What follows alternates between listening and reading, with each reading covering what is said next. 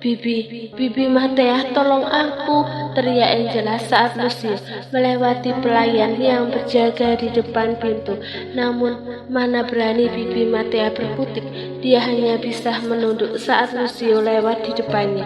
Kedua lengannya saling meremas khawatir. "Lucio, jangan begini. Aku istrimu.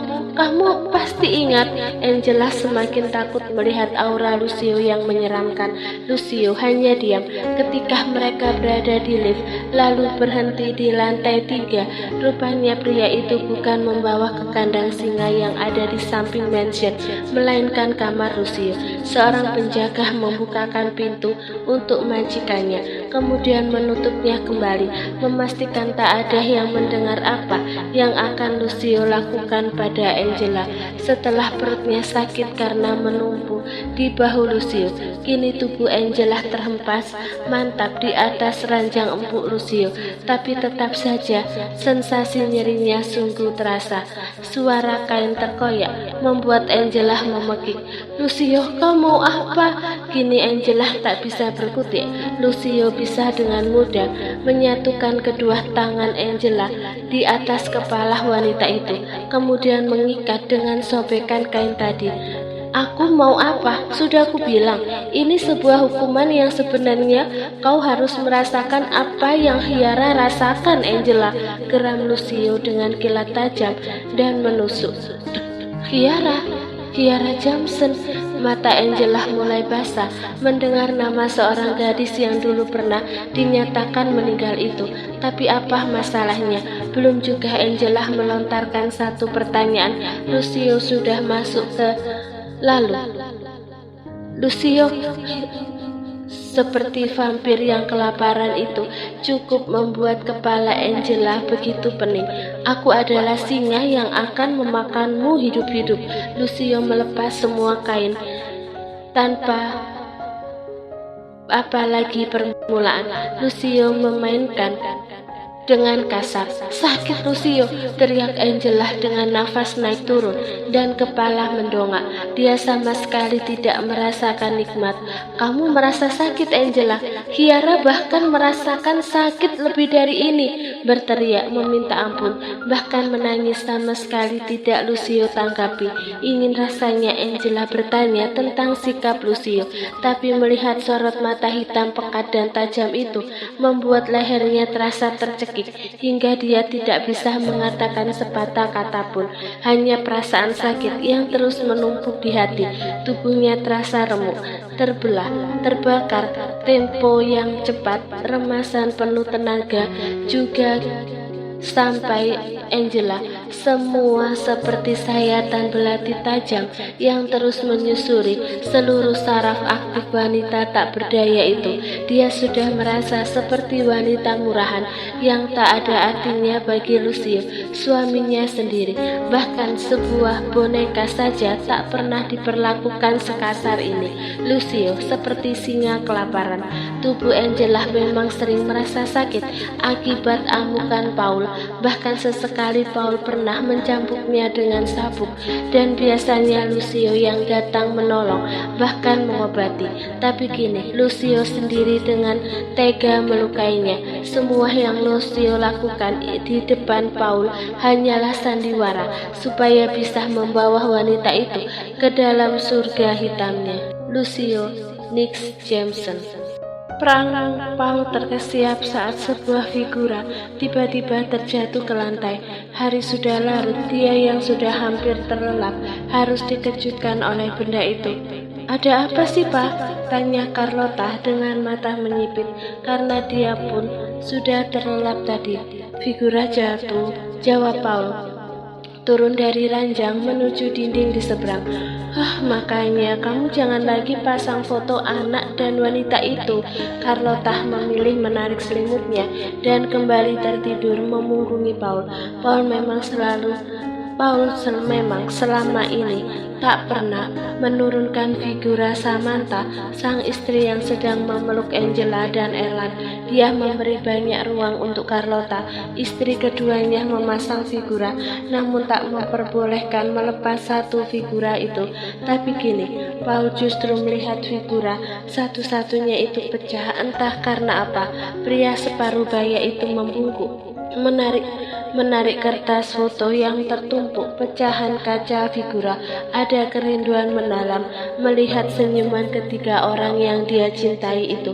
Terlebih Samantha, dia tentu ingat bagaimana perjuangannya dulu untuk bisa mendapatkan wanita bermata biru yang nampak begitu cantik dan anggun. Tapi setelah mendapatkan, Paul justru kerap melakukan kekerasan fisik dan bentakan.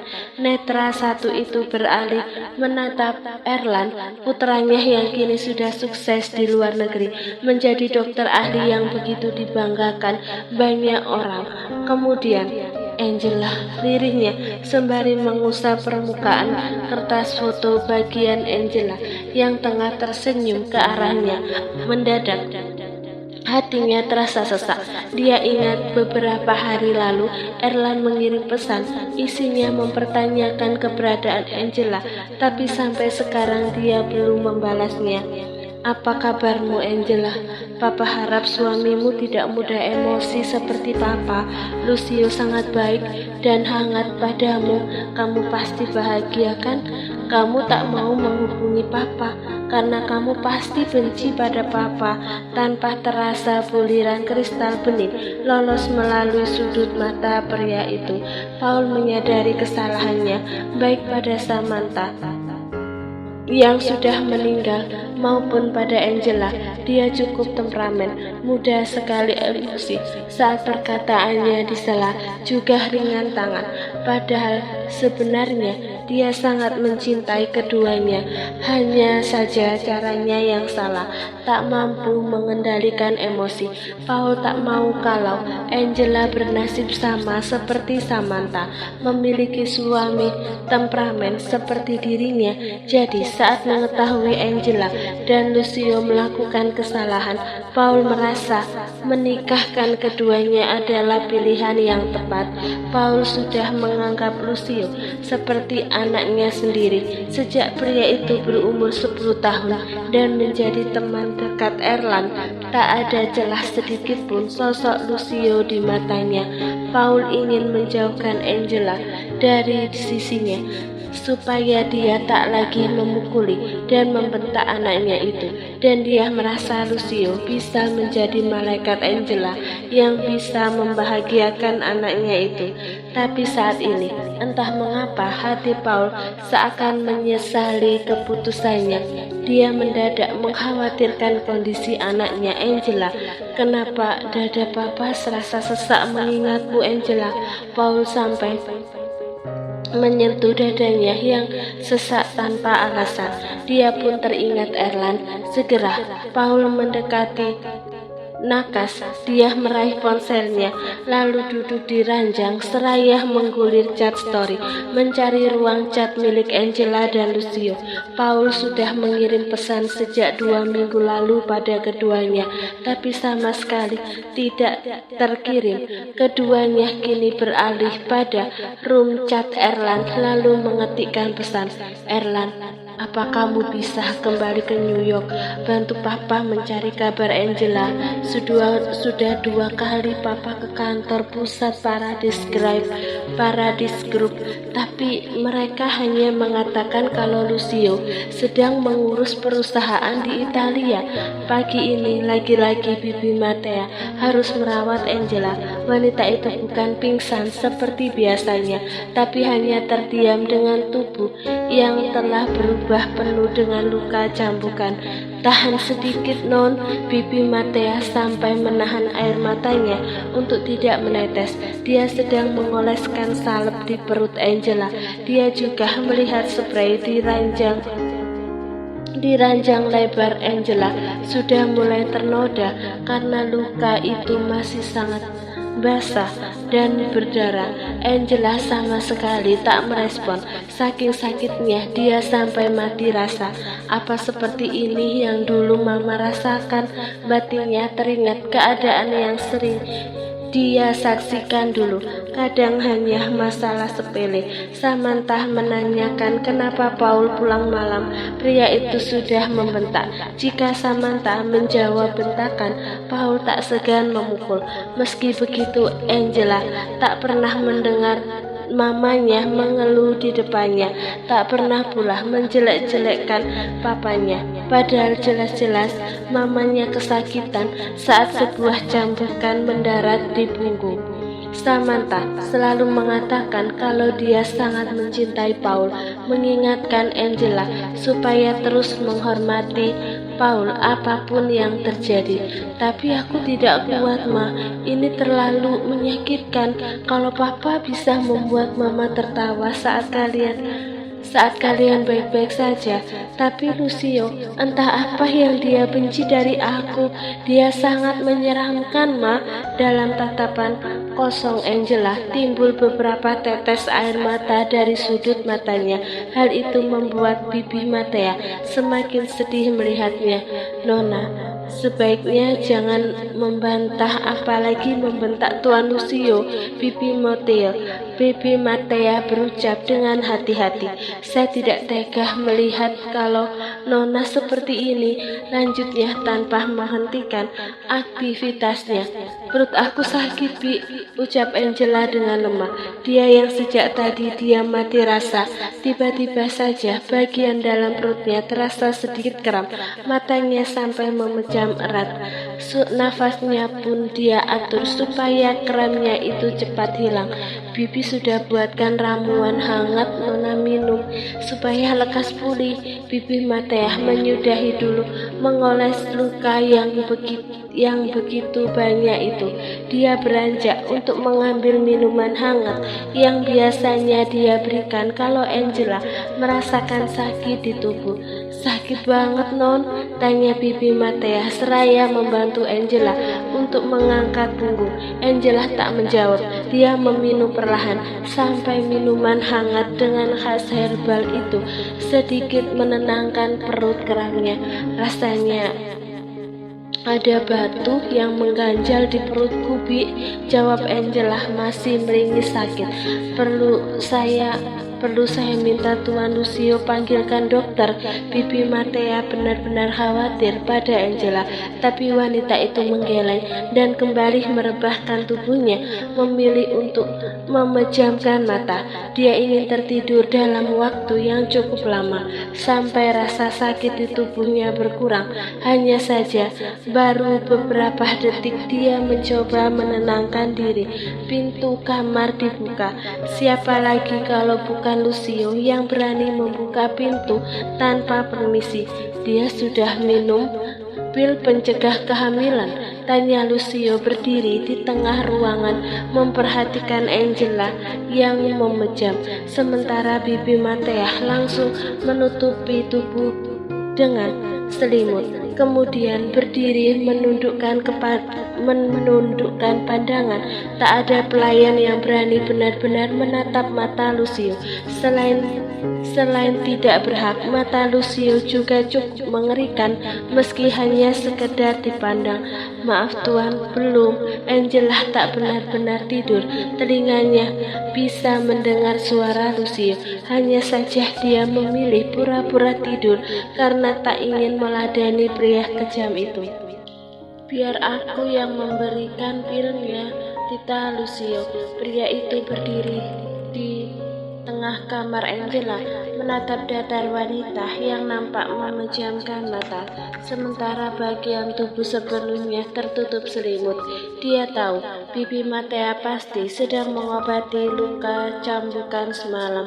Baik Tuan, Bibi Matea menyahut lalu beranjak pergi, meski dalam diri merasa khawatir sebab Lucio datang saat Angela belum sepenuhnya pulih. Pintu pun kembali tertutup rapat, sementara Lucio Lucio menarik tipis satu sudut bibirnya, kemudian mulai bergerak mendekati. Sedangkan Angela, dia benar-benar menutup rapat matanya, meski dia bisa mendengar ketukan sepatu pantofel yang semakin mendekat tanda bahaya, tapi dia tak ada niatan membuka mata. Bayang-bayang kejadian semalam pun seketika membuat tangan yang tertutup selimut mengepal. Rasa takutnya membuat dia mengeratkan kepalanya. Kau sudah tahu akibatnya kalau sampai asal bicara kan? Ucap Lucio seolah dia mengetahui kalau Angela hanya berpura-pura. Meski begitu, Angela tetap pada pendiriannya. Dia sama sekali tak ingin membuka mata, tak ingin memandang wajah Lucio yang begitu beringas seperti binatang semalam. Kau harus meminum pil penunda kehamilan setelah ini. Aku tak akan pergi sampai kamu meminumnya. Lucio masih berdiri di samping ranjang, melihat ada cangkir di atas nakas yang isinya tersisa setengah sementara. Sebelah ada pil. Memang salah Lucio, dia memberikan pil terlambat. Pria itu baru ingat kalau Angela perlu meminum pil sejak melihat kondisi Kiara. Emosinya semakin tak terkendali setiap mengingat adiknya. Masih tidak mau bangun? Haruskah aku memaksamu? Seperti ancaman Lucio terhenti saat Angela akhirnya membuka mata. Sorot itu masih nampak tajam, seakan tidak takut pada Lucio. Pada dalam hati Angela sedang bergetar ketakutan. Oke, duduk, titah pria itu. Jika tadi Bibi Matea membantunya untuk duduk, tapi kali ini mana mungkin Lucio membantunya. Dan pria itu hanya meraih gelas berisi air putih juga sebutir pil, tanpa ada niat membantunya sama sekali. Angela mendesis sakit saat dia memaksa diri untuk duduk. Bahkan dia perlu memegangi selimut di bagian supaya tidak melorot. Langsung telan, ujar Lucio setelah memberikan pil dan minuman. Angela menurut tanpa bersuara satu kata pun. Dia hanya ingin Lucio lekas pergi dari sini. Tapi ada yang aneh. Perut Angela seketika terasa mual saat pil itu mencoba meluncur ke dalam lambung. Angela menutup mulutnya yang sudah ingin sekali muntah. Lucio sedikit terkesiap. Dia ingin tak acuh, hanya saja tak ingin melihat ada drama muntahan di ranjang. Saat Angela berusaha bergerak turun, Lucio langsung menyibakkan selimut yang cukup menyusahkan, lalu menggendong tubuh itu. Tepat waktu Angela memuntahkan isi perut saat Lucio baru menurunkan Angela di depan wastafel. Bukan hanya sekali, beberapa kali Angela muntah. Untung saja kedua tangan Lucio menahan pinggangnya hingga tubuhnya yang lemas itu tak sampai terjatuh. Selalu menyusahkan, desis Lucio. Meski begitu, dia tetap menunggu sampai Angela selesai dengan urusannya. Kamu keluar saja, aku bisa sendiri. Angela ingin melepaskan kedua tangan Lucio dari pinggangnya, namun Lucio sama sekali tidak menurut. Kamu berani memerintahku? Bagaimanapun posisi Angela serba salah kalau Lucio menahannya. Tangan kekar pria itu menyentuh luka cambuk yang masih luar biasa pedih jika terkena gesekan. Tapi jika Lucio melepas, dipastikan Angela ambruk karena lemas dan pusing yang sedang dia rasakan. Karena dirasa sudah selesai, mulut Angela juga sudah dicuci. Lucio kembali menggendong wanita itu lalu merebahkan di atas ranjang. Angela mendesis pedih. Dia memejam erat dan meringis saat punggungnya kembali menempel pada permukaan ranjang sampai suara Lucio kembali menarik atensinya. Darah? Lucio melihat ujung kemeja tangan kanannya ada bercak darah. Bagian itu tadi yang digunakan untuk menggendong kaki Angela dan sedikit menyentuh bagian wanita itu. Angela langsung menarik selimut untuk menutupi tubuhnya kembali. Dia merasa tidak enak pada Lucio. Maaf, sepertinya aku datang bulan. Pantas saja perutku sakit. Sebaiknya kamu segera cuci. Itu pasti menjijikkan, lanjut Angela. Tapi Lucio justru hanya mengambil tisu dan mengelapnya, hanya bercak sedikit. Karena aku datang bulan, jadi aku tidak perlu minum pil itu kan? Angela berucap dengan hati-hati, memperhatikan air muka Lucio. Apa pria itu emosi atau tidak? Tapi ekspresi Lucio benar-benar tak bisa terbaca. Bahkan sekarang sang mafia pergi begitu saja tanpa mengucap satu patah kata pun. Helaan nafas pun menguar dari mulut Angela. Setidaknya dia akhirnya bisa menghirup oksigen begitu bebas. Pikirannya pun kembali pada bercak darah. Datang bulan, Angela mengingat kapan seharusnya dia datang bulan. Sudah terlambat 3 minggu, tapi syukurlah akhirnya datang bulan. Aku juga tak mau memiliki anak dari mafia kejam itu. Lagi-lagi kejadian mengerikan semalam kembali berputar di otak. Angela benar-benar takut. 3 tembakan berturut-turut Noah tujukan pada papan tembak berbentuk manusia. 1 melesat, sedangkan yang 2 tepat sasaran di kepala dan lutut papan. Noah melepas earplug di telinga karena merasa latihan selesai. Baru setelahnya dia bisa mendengar suara tepuk tangan dari arah belakang. Sudah jauh lebih baik, sanjung Darius tersenyum senang. Darius senang melihat perkembangan Noah yang cukup pesat. Selama lebih dari 10 hari, Noah sudah berlatih banyak dan cukup keras. Darius tidak tahu apa penyebab Noah mendadak ingin bisa melakukan semuanya. Dia tidak peduli, dia hanya ingin anaknya bisa lebih kuat dari Lucio. Jangan sampai Noah kalah dengan anak angkat papanya itu. Aku ada kuliah, nanti sore aku datang dan latihan menembak lagi, ucap Noah menjatuhkan tubuhnya di kursi, bergabung dengan papanya. Darius mengangguk, dia lalu menepuk lengan Noah. Kamu harus terus melatih keras. Papa bangga karena kamu mudah untuk mempelajari banyak gerakan dalam berkelahi. Nanti sore, bukan hanya menembak sasaran benda mati, kamu akan latihan menembak langsung dengan para penembak handal anak buah kita. Noah hanya menyedikkan bahunya, lalu meraih 1 kaleng minuman dingin yang tersedia di atas meja. Dia pasrah dengan pola Darius dalam melatihnya. Memangnya apa penyebab kamu begitu semangat belajar? Apa kamu sudah siap masuk ke dunia hitam sesungguhnya? Tanya Darius. Noah lebih dulu mengangguk, meneguk air yang ada di mulutnya, baru menoleh ke arah sang papa. Ya, aku ingin masuk ke dunia hitam, dunianya papa dan kakek. Aku ingin kuat dari segala sisi seperti Uncle Lucio, jawab Noah begitu yakin. Dan pria itu menjeda, membuat Darius mengerutkan keningnya tipis. Aku ingin menyelamatkan wanitaku. Aku yakin dia sedang disekap oleh seseorang yang kejam.